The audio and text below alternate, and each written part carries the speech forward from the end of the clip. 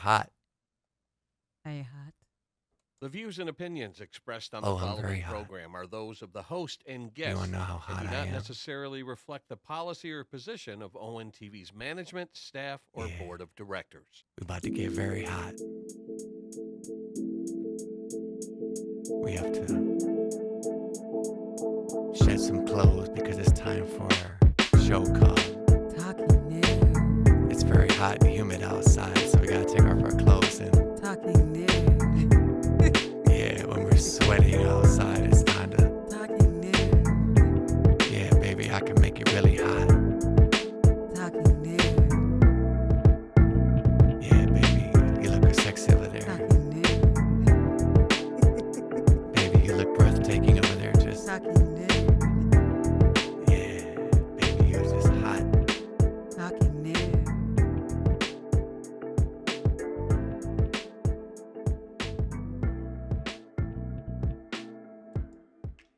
Talking nude. Talking nude. It started out with a dream. A dream that many cannot dream to dare dream of. But he had that dream.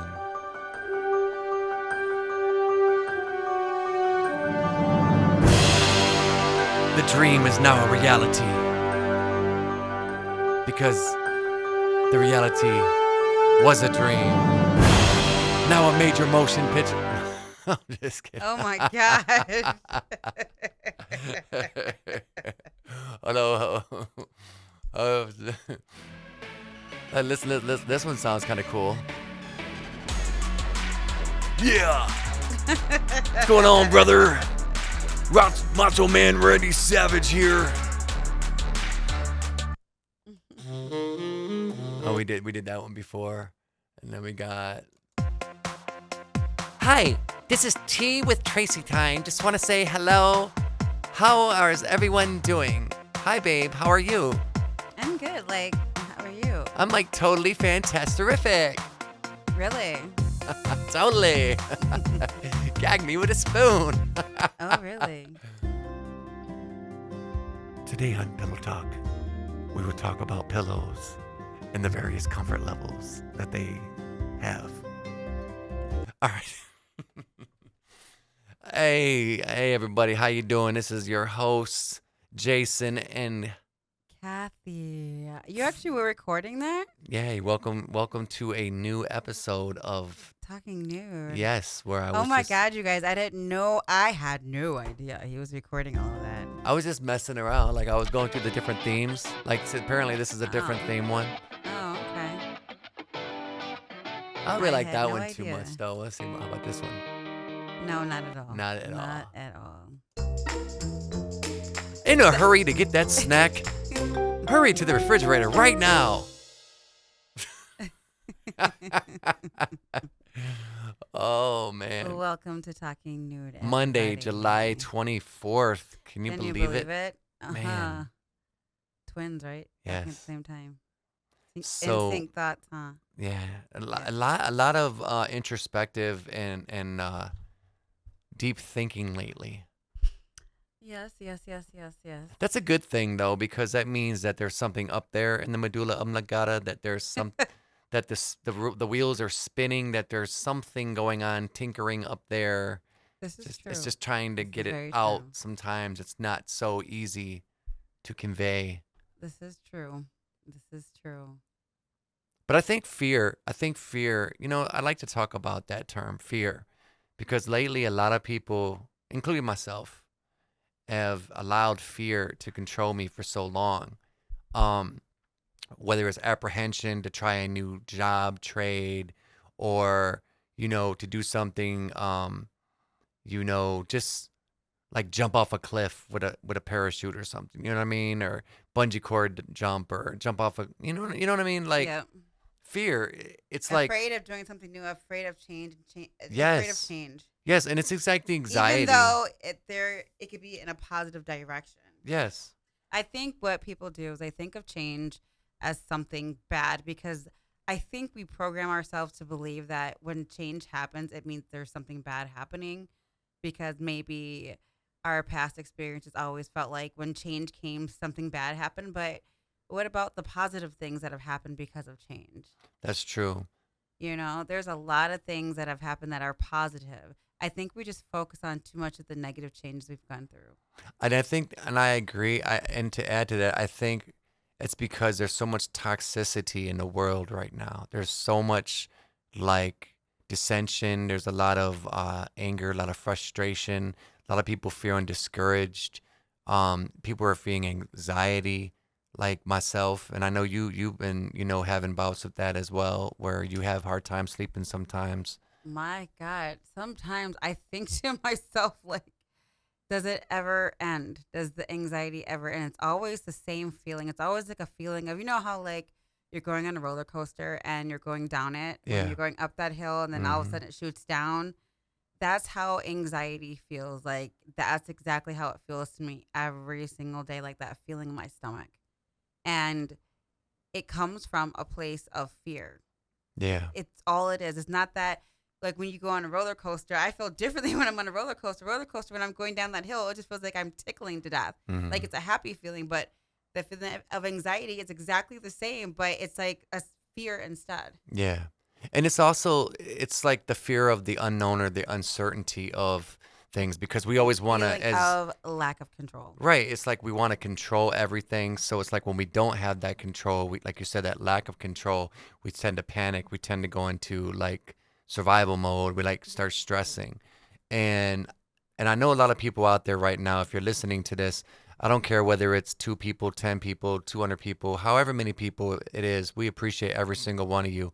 And you have a unique voice and you deserve to be heard. And the thing is, right, I know I'm not the only one that feels this. I know that some of our listeners are feeling this.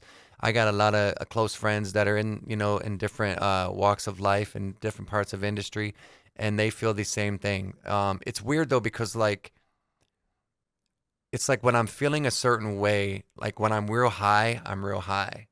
And you know that about me because I'm a Pisces, so it's like my mood changes quite frequently. So like one minute it's like I'll be like, if I'm low, I'm low. I'm like depressed, kind of like not talkative. I'm just kind of in my own thoughts. You know what I'm saying? But if I'm really high, I'm like real hyper. You notice that? Lucky you.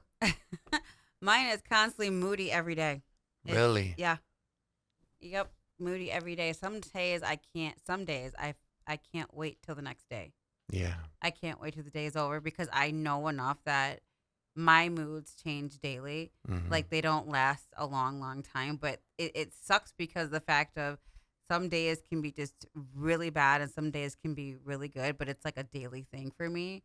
And so it's like some days I wake up and I'm just not in a good mood. Some days I'm just like, oh my God, this day is the best day ever. But it doesn't go for like certain periods of time. It's daily that I struggle every single day. So what do you do? Don't mind me asking, what do you do? I know you like to work out and whatnot, but what other things do you like to do that helps keep you focused and maybe not so anxious, anxiety prone? Like, it kind of calms you and relaxes you. Honestly, for me, but not everybody can partake in this. For me, what helps a lot of my anxiety is THC. For Yeah. me, weed. I'm not gonna lie. Whether I smoke it or whether I take an edible, for me, it helps calm the nerves. It helps me think things through without that feeling of heavy anxiety. Or if it is heavy anxiety, it kind of fades. It isn't as strong. But I will tell you that it doesn't matter. You're still gonna have to deal with it. I will say that Yeah. because even when I do the THC, like the night before, let's say, um, the thoughts or the feeling will come, but it'll calm, and I'm able to think my way through and talk myself through things and be like, it's gonna be okay. It's gonna be all right. It's gonna be fine. This A B C and D, and then I'm calm. But the minute I wake up in the morning, the minute that 4 o'clock or 3:30 or 3 o'clock in the morning hits, that anxiety hits, but it doesn't hit so hard because the night before I was able to process it. So Okay. THC helps me to process it. But I know that I have to deal with it even in a sober mind. But it helps the THC to calm me down. So my advice to somebody is find something that's really relaxing. Find something. You have to find something that makes you feel at rest. And with some people, it's working out. Some people might be playing video games. Some people might just be meditating. Some people might be just going to go take a walk. That's another thing I've been doing lately in the morning time is getting the practice of walking also to calm my head. So it's like I'm just finding things that give me peace and that are easygoing. Walking is easygoing. And for me dealing with my anger anxiety, I call it, I work out vigorously with my trainer Lourdes and do weight training. That helps me deal with the anger part of the anxiety. So it's like there's different parts of it. There's anger anxiety, there's fear anxiety, there's scared. It's like you have to find something to do with all the moods of it. So I try to keep myself busy. It's for me what I've noticed at one of my jobs, actually both of my jobs, when I get frustrated, I tend to really involve myself into my jobs. For example, if I'm stocking something on a shelf, I'll vigorously go through the boxes with the box cutter, and I'm just like throwing the boxes and ripping the boxes, and it's almost therapeutic for me to like rip them in many pieces, even though my bosses don't exactly always like it. But I would like rip them up, tear them up, rip them in half, and I move really fast, so I'm like throwing boxes. Today I actually got frustrated at my other job, and I kicked the box across the aisle because the machine kept messing up. I work at, as a factory worker at one of my jobs. And I noticed that when I do stuff like that, it helps get my mind off of it. But it's also another thing that I enjoy doing, and as you know, as I do, is that I love listening to music. For example, I was at work today, and I was thinking of the artist Kim and that "Share My Life," that "Share My World" song. And it had me thinking of me and you when we went out to Detroit and we saw him with Charlie Wilson and Joe. It was a great night. And my mood went from like kind of the opposite of happy. I was kind of like sad in the morning, kind of just deep introspective thought, I guess you could say, to like, oh shit, like I feel great. Like this is just such a great song. And music's always done that for me. That's a great thing. My friend Isaiah is the exact same way. Isaiah could tell you over TV, over anything, for Mm-hmm. him, it's music that Yep. gets him through. Yeah. And It's our THC and Yes. THC. Yes. And for him, he said, I remember a long time ago when I first met him, he said before he was so thankful when he got his first car. It was like this little blue Toyota car. And he said to me he was so thankful for it because he remembers the days when he was taking the bus, but what got him through it were the days when he was discouraged about taking the bus. He would listen to music and picture himself being in a music video.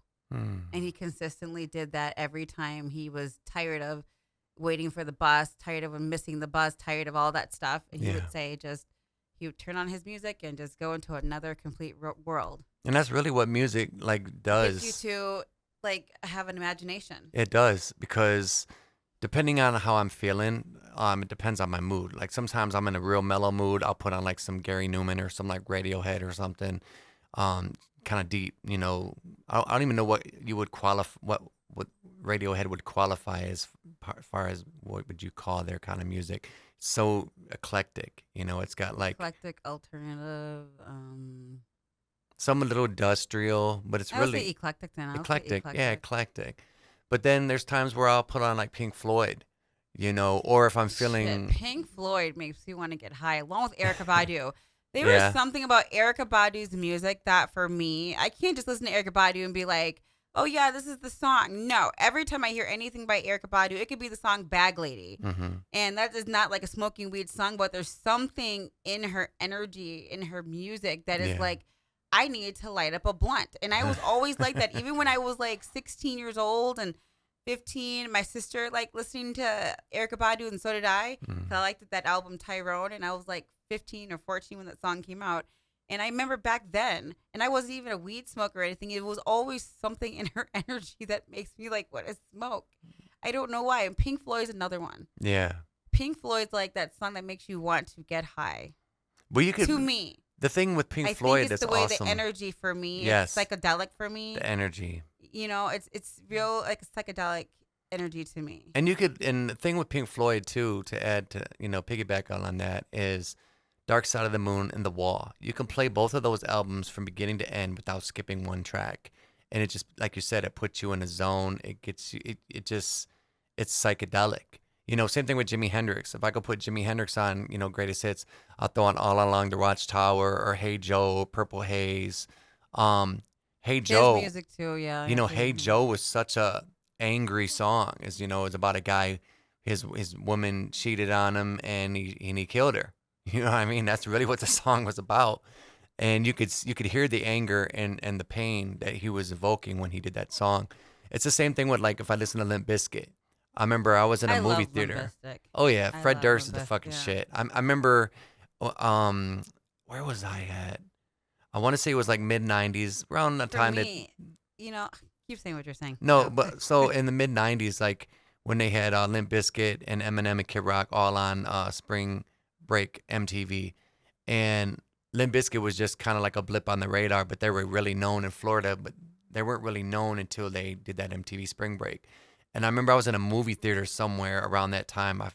And I remember listening to, I had my my CD player on at the time, and I was listening to Limp Bizkit, and it made me want to like hit the chair. I remember I was listening to like rearrange or break stuff, and it just made me literally want to like fucking hit. Really? Yeah, like it. I like his funk. Has a funk to him. Yeah. A funk to the music. The funk, the way there's like a rock and roll funk though. There's a nasty underneath it. I think that's what I like about the music. I'm serious. Really? Yes, to me when I hear that, I feel like I there's never like really heard. I a. mean, I guess there's a little bit of funk in It there. is It's when you more like. for me. It's more It's like like, the little riffs. It's like, and even the way he projects. yeah.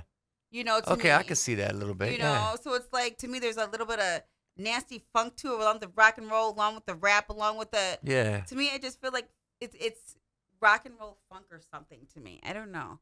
Well, It may- like there's another band, and I listen to this band like a lot, like when I get in my moods, and Leonard Skinner.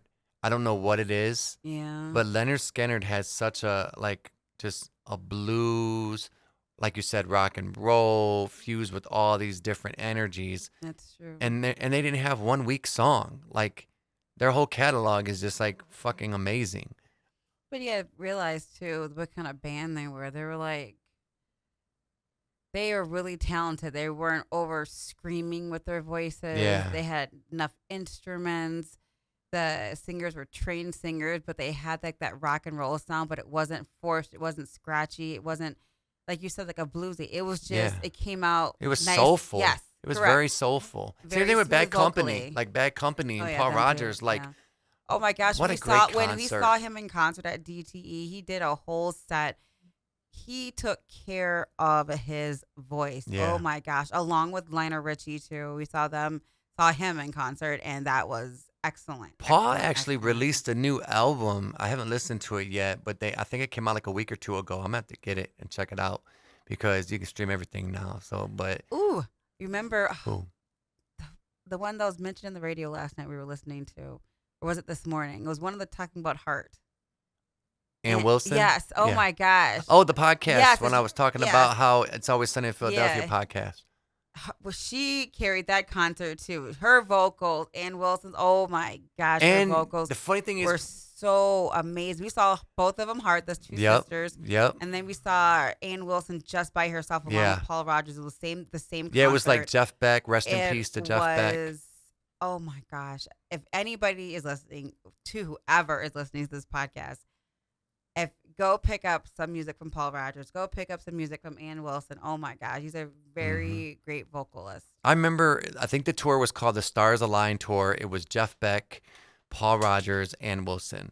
And I remember when we went, we were driving, and I was talking about how I had read an article about Ann and Mary had got into an argument about their kids or whatever, and it was just a little sibling thing. And I said, I bet you anything they make up, and I bet you they're going to go on tour soon. And that very next summer, they did. And we were there, and I agree that like Ann Wilson, by far one of the best underrated vocalists in the industry. Like Stevie Nicks too, though. Stevie Nicks got that really I don't know because ethereal she kind of kinda voice. Sounds like this. She's I don't not know, vocal. no. She's not vocal. She's got a great tune You like just- Madonna does, a great tune like Cher does. She's got a great tune that fits the instruments. Like Cher, that like Cher that actually can sing though. a great, a great tune. Yeah, There is vocalists now, you guys, yeah. and people know there's the difference. Oh There are yeah. people with a great tune that fits the instruments and the Hmm. producers who know how to make it magic. Yeah, And Cher is one of them. Stevie Nicks is one of them. yeah, Because you put Stevie Nicks' voice onto any, like, you're a beats person. You couldn't stick her voice into anything. yeah. That's true. Versus Ann Wilson's, you could. Yeah, Anne would sound great Yeah, with like she a would funk make whatever band. it is, Yeah. make it work. It was she's like, okay, you give her something. She's like, okay, I could. She could sing something to that off the rep. And you remember I told you that I could tell the difference too from the summer before, because when she was just with Jeff and Paul Rogers, um, I could tell that she was. I wouldn't say she was winded, maybe a little winded, but like she wasn't keeping up with the same tempo. She still had the voice. She just maybe because it's around the time before COVID, had hit real hard. And I remember it was like one of the first concerts after COVID, if I'm not mistaken, or right before COVID. I think it was right before COVID. Yeah, right before COVID. And the following summer, she sounded less winded. She sounded more like just very powerful. You could tell that, like you said, she had nursed. The vocal voice. Yes. Like I felt like when we saw her with Heart, that was more winded, but she still sounded great. Yeah. But like I said, we saw her solo though. She did a lot of her own new music, and it was Yeah. at her pace, her Yeah. breath, and she was Such an carrying amazing- this. I mean, absolutely. So you guys, like I already said, there's nice tunes, people who've got great tunes, and there's vocalists, and Ann Wilson is definitely. And that's true because a vocalist. Madonna's not like a huge. But I do like Stevie Nicks' music, and I do like Fleetwood and Mac. So Yeah. I do. It's just Fleetwood and Mac. Yeah, Fleetwood and Mac. My bad. My bad. My bad. Give it up for Fleetwood and Mac, everyone. Fleetwood. My bad, you guys. I admit I'm a little toasted. I took some anxiety medicine before the podcast, so You don't say. Yeah. But music, like, for example, me, Prince, I really loved Controversy. Oh, I could play Prince that is whole album. Absolutely. His book, The Beautiful Ones, is really good, too. I got to shout that out. Prince is great. I will say Prince is, gosh, Prince just cheers you up. Yes. I think Prince is, no His- matter what, I think for me, when I think of Prince, I feel like he was your definition of a true musical artist.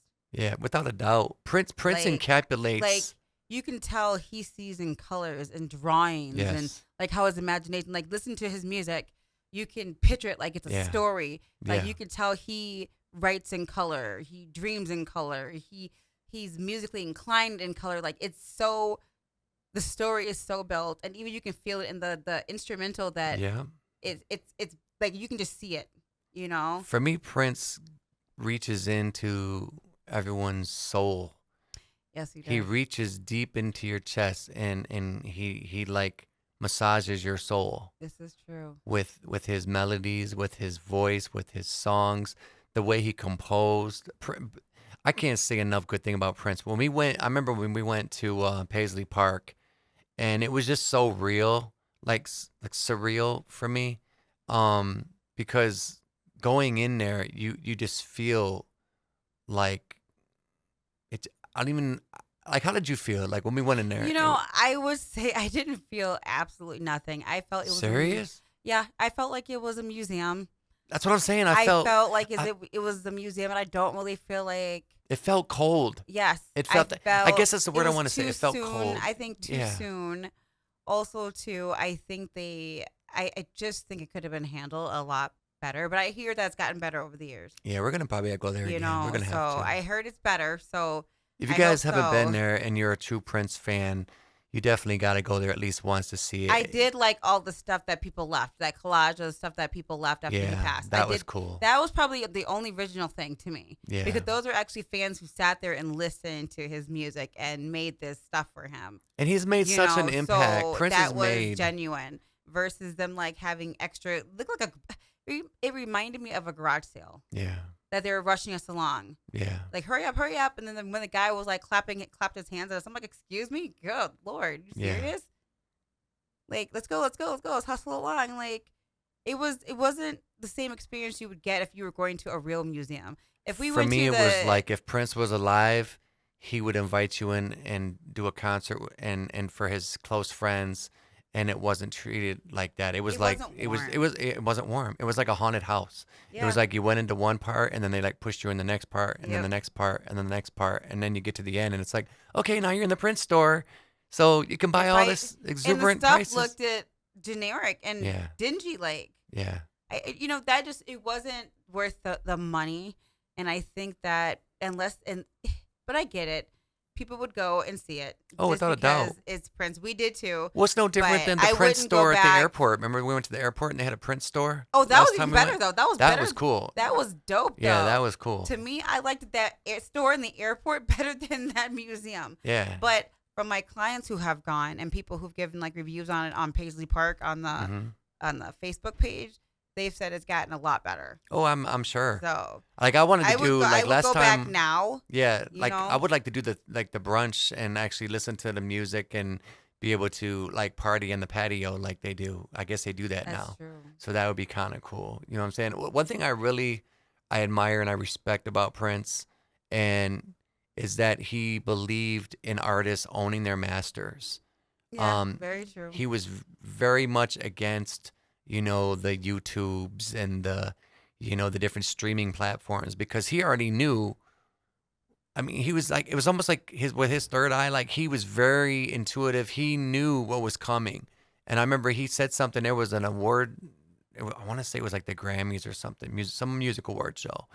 And he was doing a speech and he started going into Yep, artists. I saw it on Yeah. TikTok. Yeah, I he saw was it on like, TikTok. artists, own your masters. Own your masters. Like, That's true. and I can't stress that enough. All artists out there, whether you're a poet, whether you're a singer, a dancer, whatever, if you have original composites of your work, I guess that's the word I want to say, artwork, whatever it might be, make sure it's copywritten, copyright your stuff, and also get your masters. Because there was actually, who was it that just got their masters back in the hip hop world? De La Soul. De La Soul had finally got their rights to their first albums, because they didn't have the rights to it. Tommy Boy did for a long Wow. time, and right before don't get mad at me, De La Soul fans. I want to say it was Trigoy that passed away. I'm pretty sure it was Trigoy the Dove. Well, we'll correct Um, Jason and say after one of the they didn't get their stuff back till after one of Yeah. the members had passed away. There Yes, we go. after one of the members passed away.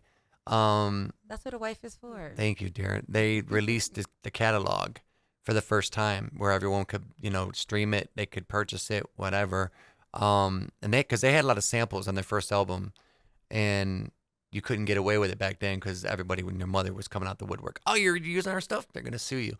But it's very important for artists to own their masters. That's true. It really is, because these contracts, they don't tell the artists. They're like, oh yeah, sign this record deal, $1 million, $2 million, but don't read the fine line where we own your masters and we own your shit after you die. Don't read that part. You know what I mean? It's horrible. It But it's is. really like what I think about it. You guys pay attention. Yes. It's like adult adoption. That's what it is. The music business is nothing but adult adoption. You're giving up the rights to yourself. You are signing over yourself to them. They give you a whole new life, a brand new image, all types of stuff. It's like when a kid is adopted into a family, you become whatever they want you to become. I always looked at them as like a credit card company. They've just given you a loan, and they're loan sharks. They want their cut first. So it's like if you were on the street and you knew. But it goes deeper than money. It's about your life. Fuck Oh, all the yeah. money. It's Yeah. about you giving over your rights to your life. Well, Like, yeah, a you're lot of selling the your kids- soul. A lot of artists are selling their kids soul. who get put into to like any of these entertainment industries, there are bad people out there who literally make parents like sign over their rights to the record company, and in exchange, the parents get the salary, get the money, get all this stuff. It's been known facts now, and there are a lot of actors and shit are coming out and saying that. Kesha had to fight for her right to herself back. Really? Yeah. Her parents signed her over to her abusive manager. Oh wow. for years. He owned her until she was 18, and even at 18, she had a hard time because of her contract. It took him for her forever to get out of that. She had to fight for it. Yes. So some people are horrible. Some Yeah. people will sell their kids off and give up the rights in a quick second. Well, look what happened with Britney Spears and her conservatorship. Correct. I can't even And pronounce she's it. grown. Yeah. They said that the Kardashians tried to do that to Kanye West, but Kanye West outsmarted him and just got married again to a woman that works in his clothing company Yeah. to keep Kim, because Kim has the kids and all that, Mm-hmm. keep her from doing conservatorship on him. Wow. There are people who are awful out here, but then there's the other part of the business where it's great. People have had a great experience. People didn't have to sell their souls; they own their stuff. I think it's just you have the ups and downs of the entertainment industry, or no matter what industry, actually, because it happens even in my business, the hair business. You know, you you have your good and your bad.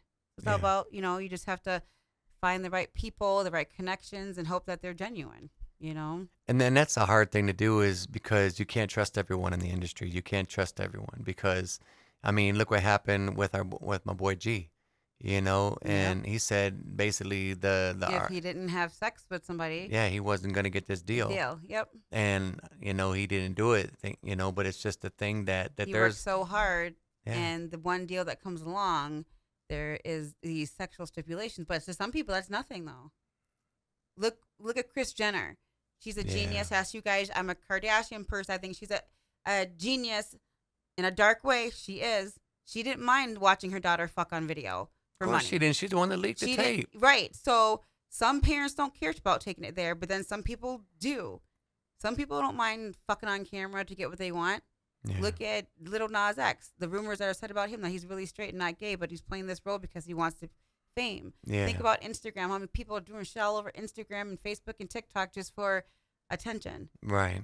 People are doing everything. It's And I just- think that's really what it's all about what your personal morals and values come down to. That's funny you say that too, because to go hand in hand with that, how everyone's saying I identify as this or I identify as that now, different things. I think people just want to be heard and just want to Yeah. be noticed. That's really what it boils down to. Maybe they didn't get the attention growing up. I know for me, not having a brother or sister growing up, it was being an only child syndrome. It was really hard. So I think attention was something that I always strove for. So I can relate to how a lot of people feel like they identify as whatever they might identify as. You know I what I'm think saying? that's also too. This is another part of it. I would say part a million to this because so many different sides and views on this subject. Oh, without a doubt. I think that people don't really want to bend to other people's expectations. Okay. Like when people say that, like you have, like let's go with trans men. They were born female but identify as a man now. Mm-hmm. Maybe they don't want to conform to pink dresses. Maybe they don't want to conform to so-called being the weaker sex. Maybe they don't want to conform, bend themselves to believe that, men rule and all that kind of stuff. So they Right. want to, because they feel that about themselves. They might feel, you know what? I'm in charge of my life. I'm not weak. I'm not this. I'm not that. So hell no, I'm not going to identify as a female. Why the fuck would I? Well, where do you think that kind of came from? Because, that's a deep thing in itself.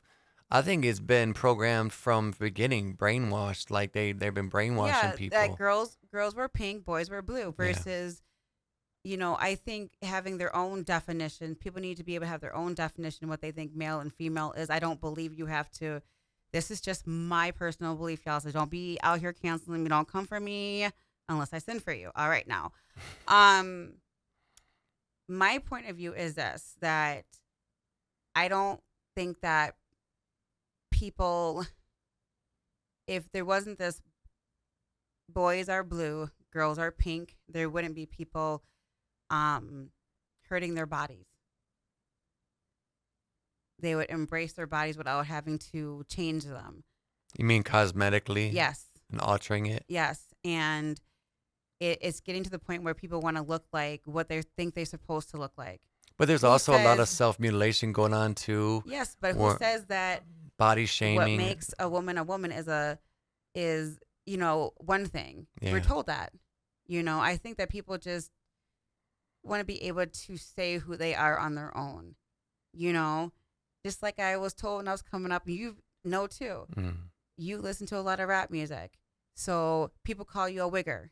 Oh, Me, I'm yeah, from the suburbs, and I talk English, and people call me a white girl. yeah. So it's I used to like, really hate that too and I'm thinking, because, why do I have to be a white girl because I talk English? Why can't I hmm be a black girl who talks good English? yeah, And why can't you be a Caucasian man, yeah. a white man who likes hip hop music? I remember one of my family You members said know? that, she was dating this guy who obviously was a very racist person. And, me writing music and the type of music that I wrote, obviously I was really starting to gear toward more explicit music, but I was also trying to find my voice and find myself as a rapper or artist or whatever, a poet. Um, and I remember one of my family members just said, why are you writing that blank music? And I'm just like, really? That's where we're at with this? Like, I've been writing music for a long time. But And I who says that really, it's a? But who says that's a black thing or a white thing? exactly, What about it's just music? exactly. But we're all trying to categorize. Like We I want to said, label everything. yes. Like I said, back to the whole girl are pink, boys are blue. I think that Mm-hmm. people just want to be able to define who they are themselves. Even if there are only if it's two options. Okay, male, female. Let somebody decide on what it's supposed to look like. But has anyone ever come up to you, like even recently, and said, what do you identify as?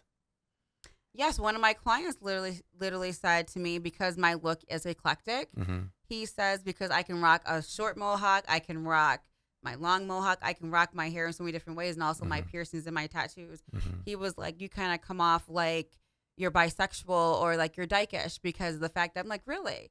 But it's because of my eclectic style. But then to other people, I'm just straight sexy, But he was just like, in his mind, lesbian or bisexual or an LGBTQRS. Sorry, my bad, you guys. LGBT, LGBT, QIA. yeah, QUIA. That's what somebody like that will look like Mm-hmm. in his eyes. Yeah. But to everybody else, every time I'm on the internet, people say, "Oh, you're so beautiful, you're so sexy." I've been hearing that my whole life, those two particular words. But to this one person, he was like, "Oh, you look like you'd be one of the types that's in the LGBTQ community." Well, that's like when the first Because time. that's what I look like to him, his own image of me. And that's what people are getting tired of, is the fact of, you're telling me what it's supposed to look like. Let me express whatever I want to be to the world. Let me do it on my own. And the thing is, to go with that as well, um, for the longest time, the stigma was if you were overweight, you were not healthy, Oh my gosh, don't get or started on or this you're subject. working, or you, like, for example, you work out, you have a personal trainer, right? And you do it because you enjoy it and you have your personal reasons. And the bottom line, I remember that one guy said something to you and it rattled you the first time you threw the tire on the video. Yeah, he was like, well, that's still not going to make her lose weight. And that's what he said. He commented on my trainer. She had me on live, and that was one of the comments he had said. And I remember it really It got did, because got I you. was like, why can't fat people work out because they want to work out? Nobody goes up to the skinny person and asks the skinny person who may work out every single day. Nobody asks them why they work out. Nobody says anything to them, because people just assume, oh, they're just staying healthy. Mm-hmm. But when a fat person exercises, it's like, oh, they must be trying to lose weight. A fat person should only be exercising to lose weight. And I've had people say stuff, comments, even on Lourdes's stuff. Mm-hmm.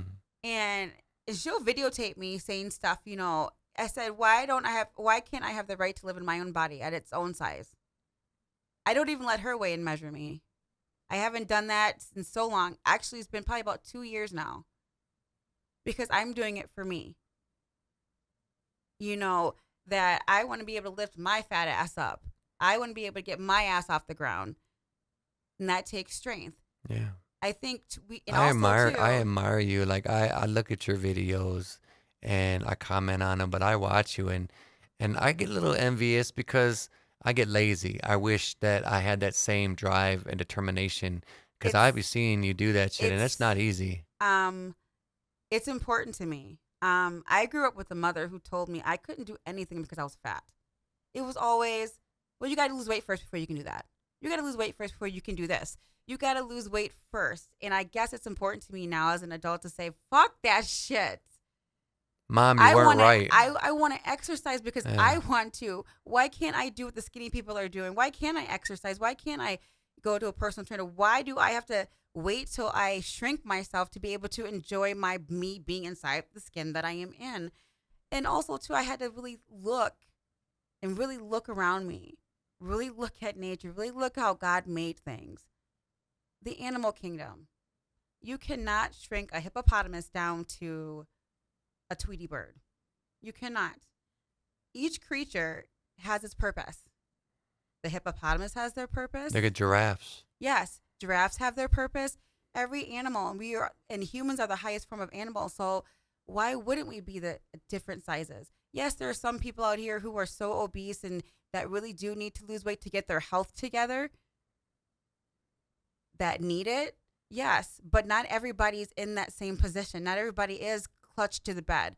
Not everybody is so sick they can't move. There's a lot of us movable fat people with bigger bodies. We just want to be able to live in our own skin. We have the right to do that. And I agree, because the thing that I've noticed when you started doing it, you were kind of going back and forth wrestling with it. 1 minute you wanted to do it, 1 minute you didn't want to do it because, of people like that. Yeah, it the was pressure. Pressure of making me feel like I had to do it to lose weight. I had to show a weight loss journey. No, I feel like this is a journey. This is a journey of discipline. You have to have disciplines. I have learned that. I have so learned that you have to have things, disciplines and schedules. You know why? Because life will throw a bomb at you. Yeah, well. And what you have to, after the rubble is gone, you know what you have to come back to are your disciplines, are your schedules. I understand why there is schedules, foundations, disciplines. It's because life throws those bombs. You're not going to be able to avoid them. But you have your disciplines to come back to, even when you feel like your mind's not in it. There are times when I'm working out with Lourdes and my mind is not in that shit. And she will say to me, get out of your mind. Get out of your mind. I know you're in your mind today. It's because I'm just going through the motions, but I have to stick to my disciplines. Yeah. Even driving through rain, sleet, and snow. It's just important. So for me, I tell anybody, get up and do your disciplines. Find something that you can do consistently every single day. Well, I know you got like that ritual in the morning, like when you get up and you light Yes, your I do. candles and you get up, you meditate, you take some time for yourself and reflect. But I also notice that you have a glow about you. Like, yeah, you may be tired, exhausted when you get done working out when I see you, but I can tell that, you accomplished something that you feel good about. Yeah. It's just like when you went and saw your doctor. For example, your doctor would say like, oh, your husband's in perfect health and blah, blah, blah, but he might have this. And they were trying to get you on blood pressure pills and this, that, and the And I other refuse. because of I the am not. stereotype of thinking that, oh, well, you're out of shape. Well, you're actually not. My blood work and my cholesterol is all good, but I feel like diet for me. So if a doctor tells me my cholesterol is high, Kathy will take the meat out of her diet. Look, and I'm just going Kathy to will say be one it. of them people that I don't like pills. I have been on pills. I Yes. don't like them. I will use them temporary for something really severe. If I have I had colitis, so I had to take the steroids to get the pain to go away and get it. Mhm. Yes. But now if I get a colitis flare up, I take Pepto-Bismol and the rest is bananas and blueberries. Like I Yeah. tried natural stuff. Before I go medically, I try spiritually and herbally and naturally first. Well, that's because, and that's a whole nother thing as well. But just to lightly touch on it, the medical companies, they make money off of people by exploiting their insecurities. This is true. You I know? believe in medical. I do. I think that a great combination is to do them both. There's nothing wrong with that. I think I follow a lot of health people and I'm listening to some of them. And I'm just like, people stop it. Stop gatekeeping health. Stop doing that. Whatever works for one person, it won't work for the next person. It's not gonna. We are the highest form of animal, which means the highest form of different creations. Every creation's going to be different. They need different things to survive. Yeah. So you might have the person who works great off the ketogenic diet, and you have the other person who's the fruitarian.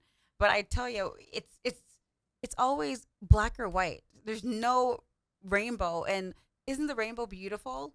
Like rainbow and think about the rainbow starts from what primary colors to secondary color to tertiary colors, and it makes a beautiful rainbow of colors all nice and blended. Hmm. Why can't we do this in that world? Just blend together. Like, what is the problem? Why does everything have to be black or white? That's because everyone wants to Evil, compartmentalize and good. label and put everyone in a little box and God, say, devil. yeah, It's always something like that. yeah, It that's is. true. You know. I wonder why that is. I wonder why, as human beings, we feel we have to label everything. We have to put everything in a box. We have to be like, I, I was thinking about this earlier. because it's deep. That's a deep question. Um, and also too another one that goes with that. I was thinking earlier something just like that. I said, "What is with all these rules?" Because I was watching the seminar and this What are guy. the rules? What are the rules? Rules. Okay, squirrel moment. You guys are bad. Sorry, But, that was a sunny Philadelphia moment. But where are these rules coming from? Because it's so crazy. Because when I think of men versus women, everybody's always fighting over, especially in the spiritual world. In the spiritual world, there's always the fight of gods versus goddesses, superheroes versus this, and versus villains, superheroes versus villains. Hmm. We all need each other. We are all one. Creation can't get here or multiply without a man's seed and a woman's womb coming together. You cannot have it. You cannot create without that, which means we are all one. But what is with this whole male versus female shit, females versus males? What is with this? Aren't we all one? Because I realized that. Because even in myself, I find myself misogynist, and I'm a female. But it's because I've been taught these rules.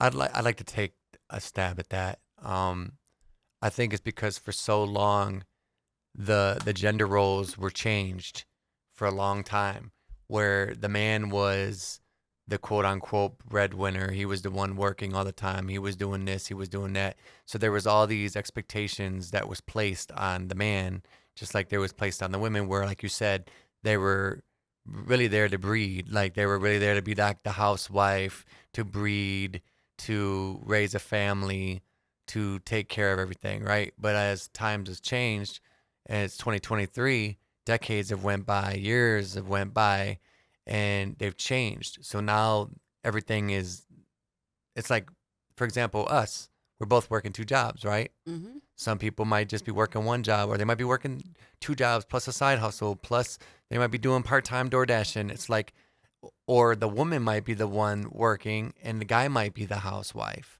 You know what I'm And saying? there's so many dynamics like that Yes. these days. There's so many dynamics. They're actually different. Like, look at dynamics. Dave and Rachel. Case in point, you, She is a stay-at-home mom. That's traditional, Mhm. and he is the worker. yep, He owns his own restaurant company, and he's the one who works outside the home. She works inside the home, raises the kids and everything. yep, And that's really traditional.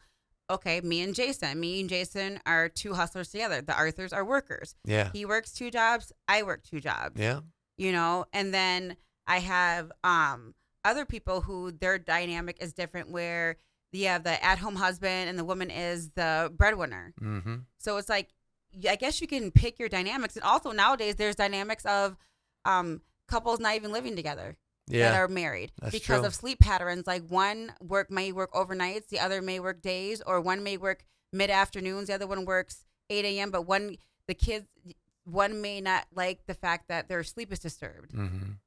and that can irritate somebody. Yeah, Or two people who were once single who had kids, they wanted to be married by law. They want to be each other's, backbone, their team, but they don't want to blend the lives together of the children. They want to keep their own home. So the life they have with their kids is this, and then they have their shit over here. And then when they come together as a family, they have that family time, but it's mainly it's not disrupting the kids' lives, right. you know? But it was also different too, because back then, when families would get together, they'd watch TV, they would socialize, they would do family things, go out on outings and vacations and stuff. And now it's like you're working all the time. That's like you don't Yep. have the time to do to, that. to spend as much time in a relationship that you would back maybe even 10 years ago. Or even to have your alone time for you. Yeah, You you have to. Everything is. I have not ever lived in a time like I live in a time now. I have never realized how much time management is so important, but I never learned it. I never learned that shit. I look at like some of my friends who have their kids on routines. Hmm. They are the most successful kids ever. Like Anne. Yeah, like and Yep. like her kids are like so good. Even when you look at Eli and Isaiah, Hmm. Isaiah don't be playing. I Isaiah had them on a schedule. Those girls are going to bed, bath time, dinner. Yeah. This is how it is. Yeah. Because he gonna get his music and hookah time. Schedule, and that's important to him. Successful. Then I see kids who stay up all night long, don't have no schedules, don't wash their ass, I don't wash my ass, but watch TV all the time.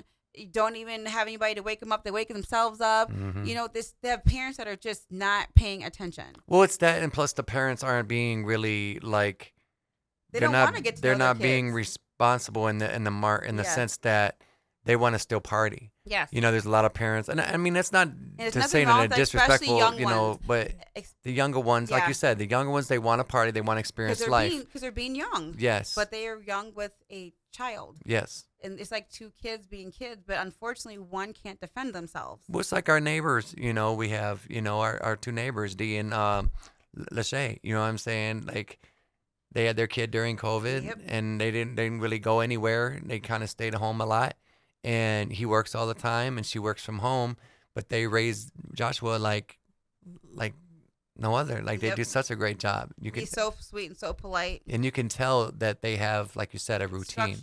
They have structure and a routine.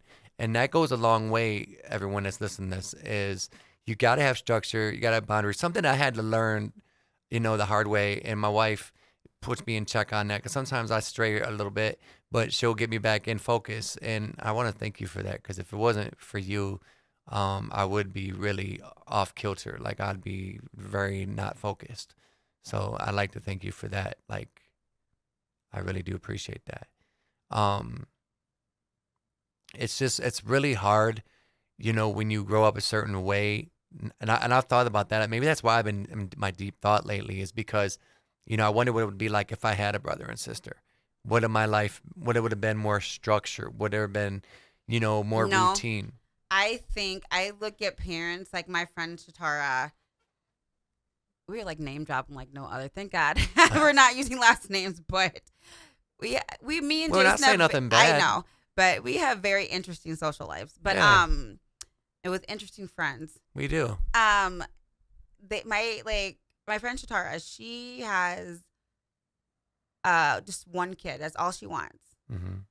And they are so good to their one kid. My friend April, Analia, she is so structured, and so I think it's better not to have siblings.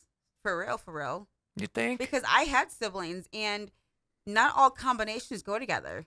No, they don't. But I And- definitely think it'd be Not really. for each person, it's different. I guess Yeah, I could say. There for we each, go. For each because family, it's different. Yeah, because for me, I grew up hating my brother and sister. Like we Right. just weren't good combinations, but we all were stuck in the same house. But I with also these think two it had nothing to parents. do with you, anything that you did. It was more so, like you said, your parents. They What didn't. they allowed in their home. Yes, what they among us allowed, kids. and they didn't expect to have another kid. You know what Yep. I'm saying? And unfortunately, you. I was a surprise baby. So Yeah, so you who took a lot of knows? shit for that. So who knows? Truly. My Yeah. mom and dad could have been like, we got our boy and our girl, which is my sister and my brother, and they were done. But I guess my mom said I was a oopsie baby, like I popped up and I was the third one. So sometimes people are good with only a certain amount of kids. Like that one movie. Right. Oh, you never saw the series. It was oh my gosh, it was on Hulu. It had Reese Witherspoon and Kerry Things We Lost Washington. in the Fire. No, was it that? I think it was Things We Lost in the Fire. Or something like that. The And- Fires We Burn or something. Yeah. Yep. It was a series, and that's what it really was about. That Reese Witherspoon's character tried to play Miss Perfect, but she had a rebel daughter, which was the third daughter. But they showed it back when she first I had need to kids. watch that. I remember It's you really, were telling really me it was good. really good. They took it back to when she first had the first two. She said she had her career, everything. Her kids were back to back. Mhm. They're 1 year apart. She was so fine with the two kids. And then her husband got her pregnant. She got pregnant accidentally. And that Mm. third child she didn't want because she had to drop her career, her dreams, her everything. Okay. And her and her third daughter just never got along. And the series plays out, and you can just tell they didn't get along. And it was because she loved her kid, but deep down, she disrupted her life. Yeah. She had plans. She was so happy. She's a journalist. Yes, she was a young journalist. Had she felt her first 2 kids were perfect. And she didn't want any more. Then boom, here comes this child, and and they're not getting along. It's not loud. She couldn't breastfeed. It was just from the start a disconnect. And then it grew up until the ending of the story, how the house even burns down. So it's a great story. So I don't believe everybody can blend. I think I was that person that didn't blend in with those 4. Like, I just don't think so. My mother just wanted one kid. She wanted a girl. And I think she resented because I was a boy. She didn't Know what to do. Yeah, she didn't know what to do. She didn't know how to raise me by herself because she was a single mom.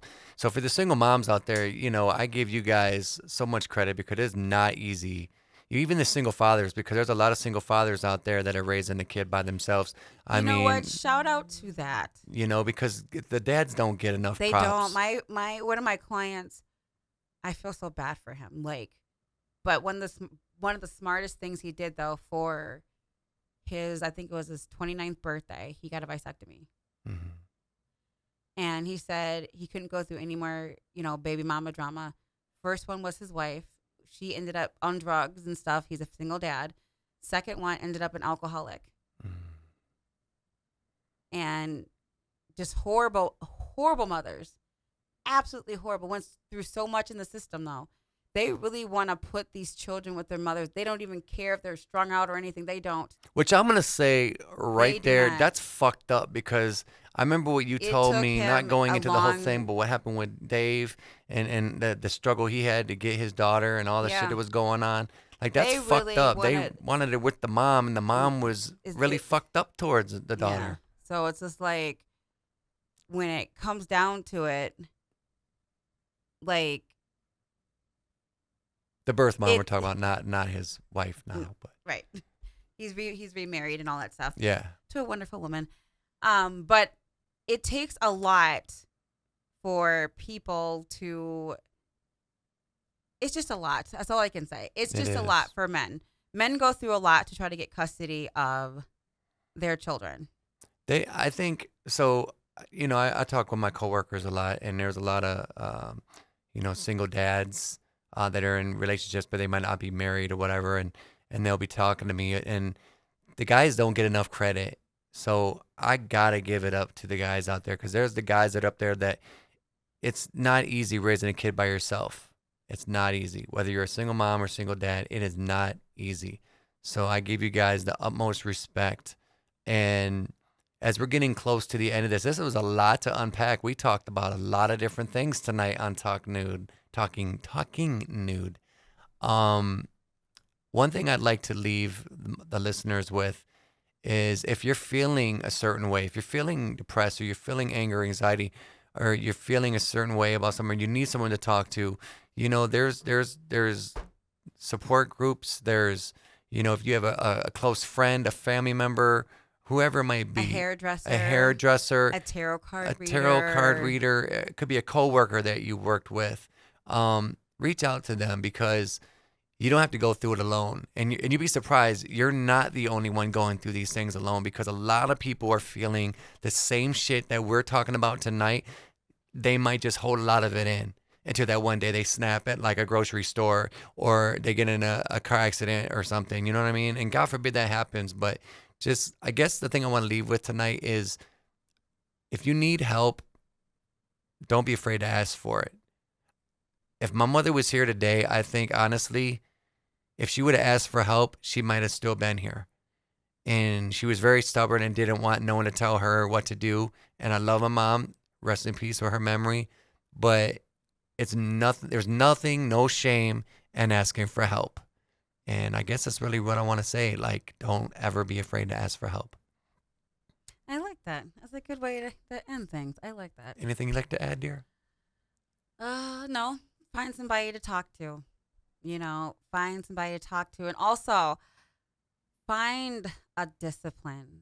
find something that you can commit to and do consistently Yeah. every single day. Habits, form good habits, because then they help you thrive in your decision making. I'm telling you, it's easier to make decisions when you have disciplines because it keeps you focused. And with, I will say this real quick. yes. Like recently I had to make a major decision, and for some people it was nothing. It could be nothing to them, but for me it was a lot.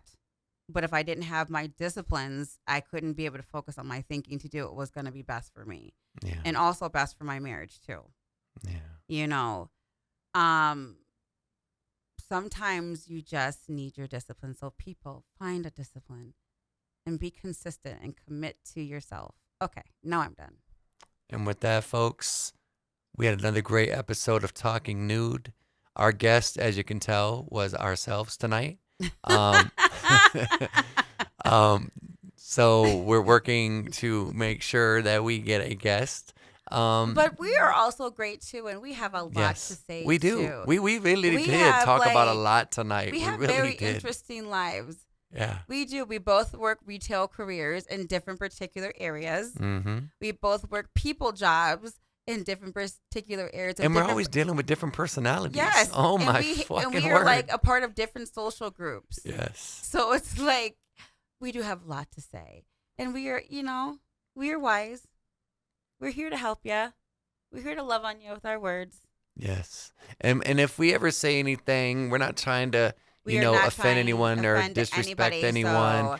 so We're all learning this. Like, I mean, there's millions all of is podcasts love. right now. We're doing this All really is because we love. enjoy doing it. And I think we have some pretty interesting things we're going to be talking about in the coming weeks. Mhm. So you guys have a great night, and we will see you next week on another great episode of Talking Nude.